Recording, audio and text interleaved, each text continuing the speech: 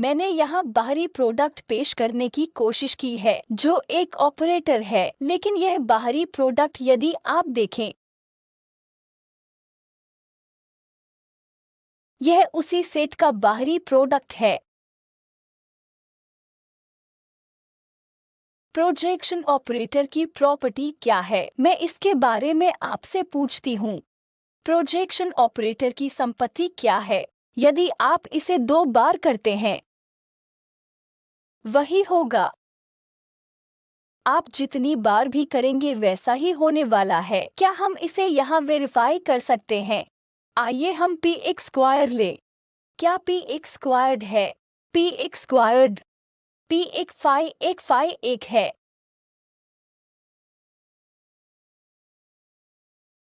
आपके पास फाई एक पाई एक भी होगा, लेकिन यह है क्या?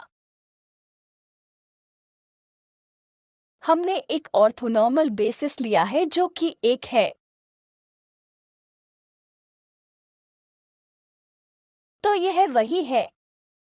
फाई एक यह एक प्रोजेक्शन ऑपरेटर की प्रॉपर्टी है और कभी कभी मैं संचालन नहीं करती, लेकिन अब से आपको पता होना चाहिए कि बाहरी प्रोडक्ट लिखते समय हम जो कुछ भी कर रहे हैं वह एक ऑपरेटर है।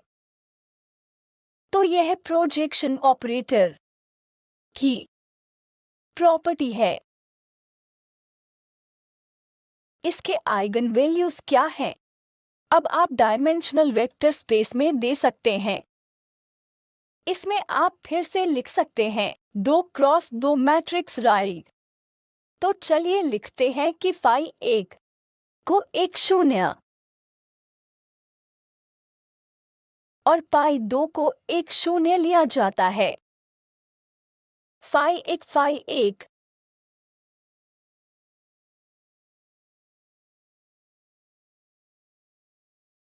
1 0 0 0 क्या है? इसके आइगन वैल्यू क्या है? 0 और 1 राइट। यदि राज्य उस उपक्षेत्र में है तो वह उसी के साथ प्रक्षेपित होगा, जैसा है वैसा ही होगा। लेकिन अगर यह सबस्पेस में नहीं है तो यह जी होने जा रहा है, ताकि आप यहाँ कुछ को भी संतुष्ट कर सके। पी एक स्क्वायर माइनस पी एक उस इक्वेशन को हल कर सकता है। आप पी एक स्क्वायर माइनस पी एक बराबर 0 को फिर से लिख सकते हैं, जो ये दर्शाता है पी एक दोनों में से 1 0 या 1 दोनों में से 1 के रूप में आइगन वैल्यू दे रहा है।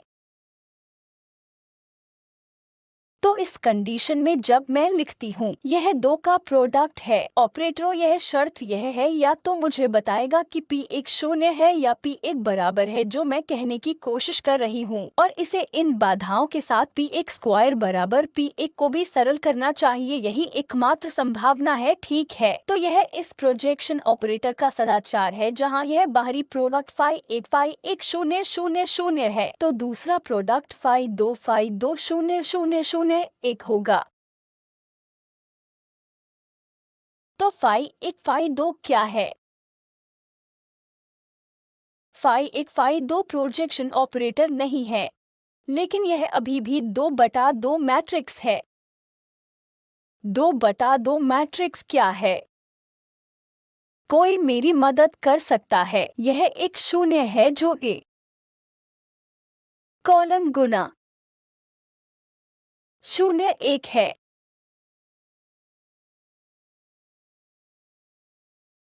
इसी तरह फाई 2 1 क्या है? 0 0 1 0। तो मैंने क्या करने की कोशिश की? मैंने यह दिखाने की कोशिश की है कि बाहरी प्रोडक्ट की 4 संभावनाएं जो मैं 2 आधार 2 डायमेंशनल वेक्टर स्पेस के लिए लिख सकती हूँ, उन्हें दिया जा सकता है। बाहरी प्रोडक्ट को 2/2 मैट्रिसेस दिया जा सकता है, केवल एक प्रविष्टि के साथ जो 0 नहीं है।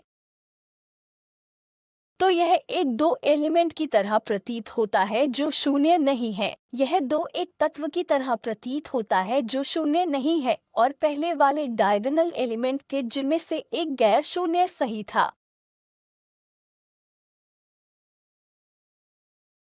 फाई एक और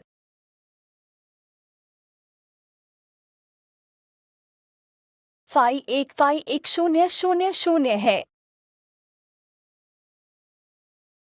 और फाई दो शून्य शून्य शून्य एक है। तो इस तरह से इसे आपको कुछ बताना चाहिए। कोई 2/2 मैट्रिक्स जो आप लिखते हैं इस डायरेक्ट नोटेशन की टर्म्स में प्रतिनिधित्व किया जा सकता है, जहां आपके पास होगा 2 डायमेंशनल मामले में फाई 1 और फाई 2 के साथ 4 संभावित बेसिस स्टेट्स हैं। तो मुझे इसे लिखने दे। तो अगर आप कुछ ऑपरेटर ए लेते हैं, आप फिर से लिख सकते हैं इस 2 डायमेंशनल वेक्टर स्पेस में इसके लिए एक प्रतिनिधित्व कुछ रूप में 1 1 1 2 1 2 1 1 2 2। मैं इसे इस प्रकार भी लिख सकती हूँ एक phi plus 1 2 plus 2 1 plus 2 phi 2।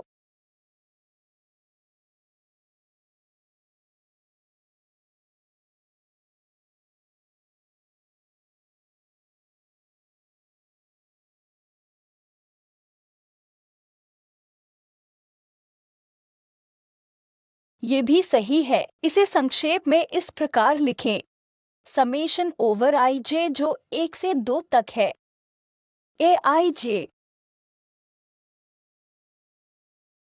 Phi जे।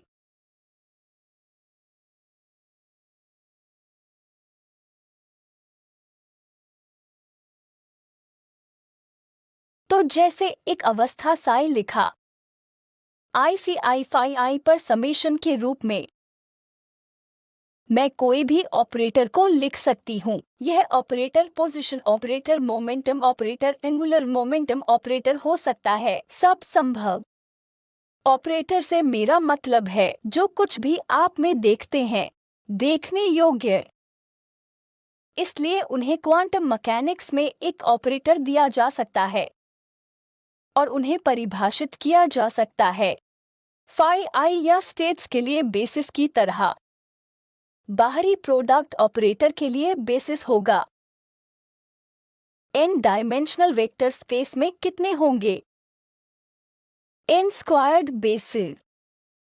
और यहाँ से हम कर सकते हैं। आइए बताते हैं कि एक क्या है। यदि आप यह खोजना चाहते हैं कि एक क्या है तो मैं इसके बारे में कैसे बताऊं? तो चलो ऐसा करते हैं। तो चलिए एक ऑपरेटर के साथ फाई एक लेते हैं। अगर आप यह करते हैं हमें क्या मिलता है इस बाईं ओर? एंगुलर ब्रैकेट ब्रा केवल नॉन जीरो नहीं देगा जिसके साथ 2 टर्म्स केवल साथ में पहला टर्म और दूसरा टर्म देगा। ऑर्थोनॉर्मल प्रॉपर्टी से तीसरा टर्म शून्य होगा। फाई 1 अगर मैं ऑपरेट करती हूँ फाई 1 फाई 2 शून्य है। इसी तरह फाई 1 फाई 2 शून्य है, इसलिए ब्रैकेट लगाने से ये दोनों टर्म्स शून्य हो जाएंगे। ब्रा वेक्टर फाई 1 अगर मैं दोनों तरफ रख दूं ये 2 पद शून्य हो जाएंगे। अगर मैं उसके बाद एक केट फाई डाल दूं जो इस स्टेट पर ऑपरेट करेगा और इस टर्म का क्या होगा? फाई 1 शून्य हो जाएगा। तो हमें यहाँ से क्या मिलता है? केवल गैर शून्य एलिमेंट ही एक होगा, ठीक है। तो जो कुछ भी यहाँ प्रस्तुत करने की कोशिश की वह है कि यदि आप एक एब्स्ट्रैक्ट ऑपरेटर हैं और एक एब्स्ट्रैक्ट बेसिस स्टेट्स है, आप इस सार एब्स्ट्रैक्ट ऑपरेटर के घटकों को वैसे ही पा सकते हैं जैसे सी आई जब मैं खोजना चाहती थी सी आई पाई आई साई के साथ था तो यह फाई आई का साई के साथ इनर प्रोडक्ट ले रहा है। ऑपरेटरों के संदर्भ में यदि आप इन कोफिशिएंट को खोजना चाहते हैं ए आई जे, आपको फाई आई एक ऑपरेटर फाई जे लेना है। यही वह है। कोई भी ऑपरेटर हैमिल्टनियन ऑपरेटर आप लिख सकते हो। और इसी तरह ऑपरेटरों का भी एक बेसिस होता है। बेसिस इसी के बाहरी प्रोडक्ट होते हैं। यह वेक्टर है ताकि n स्क्वायर्ड बेसिस पर हो। और आप कोई भी ऑर्बिटरी ऑपरेटर लिख सकते हैं एक लीनियर कॉम्बिनेशन के रूप में। ये बाहरी प्रोडक्ट स्पेसिस मान लीजिए मैं आपको देती हूँ जो हैमिल्टनियन को दिया जाता है एप्सिलॉन एक फाई एक प्लस एप्सिलॉन 2 फाई 2 मान लीजिए कि मैं आपको यह देती हूँ। इसका क्या मतलब है? ये दोनों प्रोजेक्शन ऑपरेटरों की तरह हैं, कोई नो क्रॉस टर्म्स हैं। तो यह इसके लिए मैट्रिक्स रिप्रेजेंटेशन होगी एक डायगोनल मैट्रिक्स के रूप में। ऑफ डायगोनल टर्म्स बी और सी के साथ लिखा जा सकता है। आपको पढ़ने में सक्षम होने की आवश्यकता है। इस नोटेशन में किसी भी ऑपरेटर को दिया। वास्तव में इसका क्या अर्थ है? यदि आप इसे मैट्रिक्स ऑपरेटर मैट्रिक्स रिप्रेजेंटेशन के रूप में रखते हैं, हमें वहां से पढ़ने में सक्षम होना चाहिए, चाहे वह डायगोनल हो चाहे वह डायगोनल न हो। लेकिन एक बार जब आप इसे इस नोटेशन में डाल देते हैं तो आइगन वैल्यूज और आइगन वेक्टर्स को ढूंढना आप अपने गणित पाठ्यक्रम में पहले ही सही कर चुके हैं। कोई 2/2 मैट्रिक्स अगर मैं आपको ABCD देती हूँ, आप आइगन वैल्यूज कैसे ढूंढते हैं? तो 0 के बराबर A माइनस लैम्डा आई निर्धारित। आप इससे आइगन वैल्यूज ढूंढ सकते हैं, है ना? तो आपको लैम्डा 1 और लैम्डा 2 को आइगन वैल्यू के रूप में देना होगा। बस द्वारा दिया गया यह मैट्रिक्स A है A माइनस लैम्डा आई।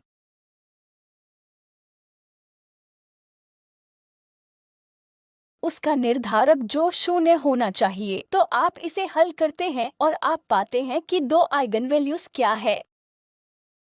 और एक बार जब आप आइगन वैल्यूज को जान लेते हैं, आप जानते हैं कि आइगन वेक्टर्स कैसे खोजें। यह एक डायगोनल ऑपरेटर के लिए एक कॉम्पैक्ट डायराक नोटेशन है। लेकिन जो कुछ भी मैं वहाँ फाइनाइट डायमेंशनल वेक्टर स्पेस के लिए लिखती हूँ, आप इसे मैट्रिसेस में फिर से लिखने का प्रयास कर सकते हैं और आप अपने मैट्रिक्स से जो जानते हैं उसके साथ काम कर सकते हैं। तो इस ऑपरेटर के आइगन वैल्यूज क्या है? यदि मैं आपसे पूछूं तो यह बहुत निरर्थक है। एप्सिलॉन 1 और एप्सिलॉन 2 आइगन वैल्यू है और बेसिस स्टेट्स फाई 1 और फाई 2 है, जो एक 0 और 0 1 है। आपसे यह पूछना एक ट्रिक वाला प्रश्न हो सकता है। आइगन वैल्यूज और आइगन वेक्टर्स खोजे काम करने के लिए कुछ भी नहीं है। लेकिन अगर मैं आपको एक डायगोनल मैट्रिक्स देती हूँ, आपको थोड़ा सा काम करने की जरूरत होगी, क्योंकि एक बार मेरे पास यह डायगोनल मैट्रिक्स है वो नहीं रहा। आपको यह पता लगाना होगा कि आइगन वेक्टर्स और मैट्रिसेस क्या हैं। तो यह वही है जो मैंने अभी अभी देखा है कि आपके पास फाई 1 फाई 2 है जो ऑर्थोनॉर्मल बेसिस है और साई 1 साई 2 है जो गैर ऑर्थोगोनल, और आप ग्राम श्मिट ऑर्थोगोनलाइजेशन कर सकते हैं और इस प्रक्रिया में आपके फाई 1 देखते हैं, जो और कुछ नहीं बल्कि यह बाहरी प्रोडक्ट एक प्रोजेक्शन ऑपरेटर के अलावा और कुछ नहीं है। एक सबस्पेस फाई 1 के लिए प्रोजेक्ट करना और आप उसे घटा देते हैं और फिर आपको जो अवस्था मिलती है वह जो ऑर्थोगोनल बेसिस फाई 1 तक हो सकती है और इसे हम प्रोजेक्शन ऑपरेटर कहते हैं।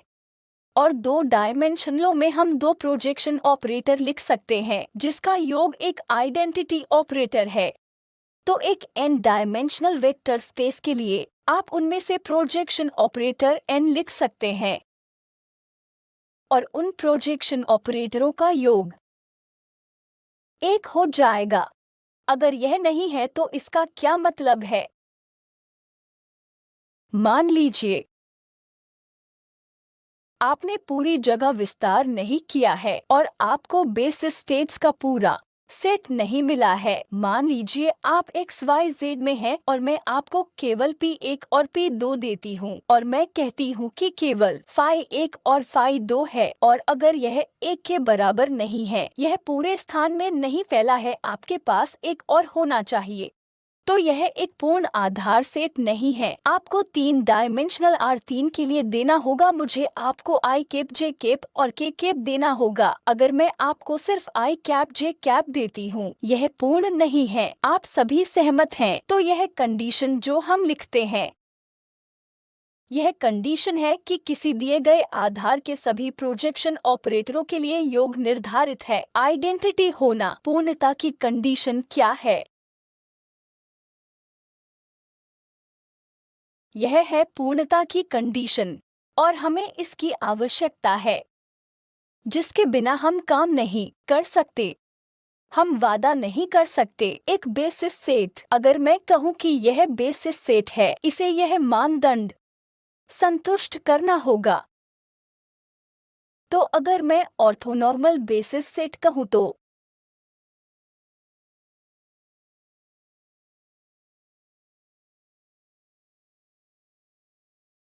फाई आई 1 से n तक का समेशन एक आइडेंटिटी ऑपरेटर होना चाहिए। यह ए है। अगर मैं इसे परिभाषा के अनुसार ए बेसिस सेट कहती हूँ तो इसे संतुष्ट करना होगा। इसे पूर्णता की कंडीशन कहा जाता है। और आपको एक बार ऑर्थोनॉर्मल आधार भी कहना होगा। यह समझ जाना होगा कि यह डेल्टा IJ है, सभी के लिए IJ जो 1 से n है। और क्या है? कोई ऑर्बिट्री ऑपरेटर अल्पविराम के रूप में पुनः लिखने योग्य होगा। योग AIJ कोफिशिएंट फाई J, कोई भी ऑर्बिट्री स्टेट साई इसके रूप में लिखा जा सकता है।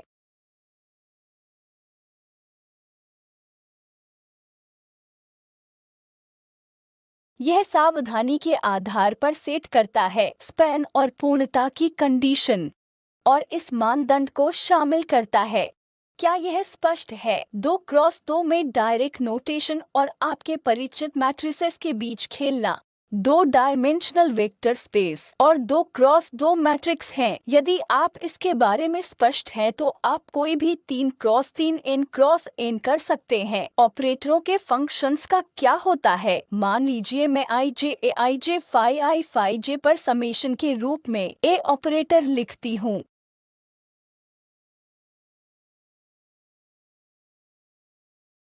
ऑपरेटरों के फंक्शंस का क्या होता है? मान लीजिए मैं यह करना चाहती हूँ। वह एक प्रश्न है, और फिर आप इसे एक ऑपरेटर को एक्सपोनेंशियल तक एक्सट्रापोलेट कर सकते हैं। यह क्या है? स्क्वायर्ड इसे दोहरा रहा है। आप 2 अलग अलग सूचकांक डाल सकते हैं और यह सही कर सकते हैं। स्क्वायर समेशन ओवर MN होगा, और तब तुम्हारे पास फाई n होगा, और फिर summation over IJ AIJ phi J होगा। और फिर आपको क्या करना है? ये संख्याएं हैं। फाई I होगा।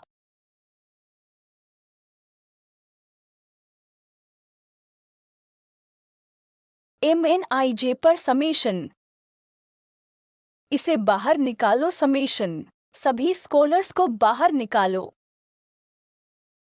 फिर हमारे पास क्या है? फाई M फिर फाई N फाई J।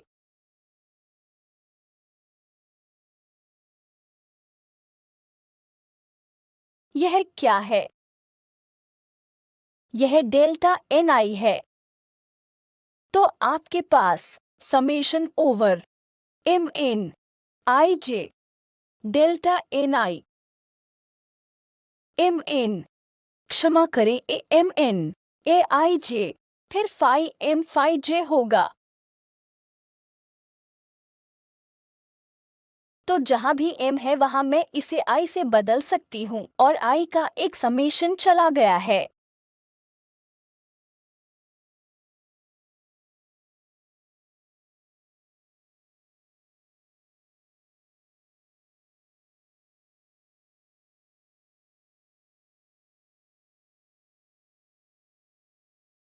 तो यह बात आप इसे इस प्रकार लिख सकते हैं, x squared m jth element है ना। आप वास्तव में देख सकते हैं कि यदि यह a है तो यह स्क्वायर का फंक्शन बन जाता है उस ऑपरेटर का फंक्शन, यह कोफिशिएंट्स। तो यही देखने की कोशिश कर रहे हैं। आप कोशिश कर सकते हैं और इसे जनरल के लिए कर सकते हैं। तो बस आपको बताने के लिए है कि हर्मिटियन क्या है। आपने अपने पहले पाठ्यक्रम में हर्मिटियन ऑपरेटर के बारे में क्या सीखा? x के साई पर ऑपरेट कर रहा एक ऑपरेटर, अगर यह आपको x का साई देता है तो आप कहते हैं कि ये आइगन वैल्यू है। हर्मिटियन ऑपरेटर के लिए क्या आवश्यक है?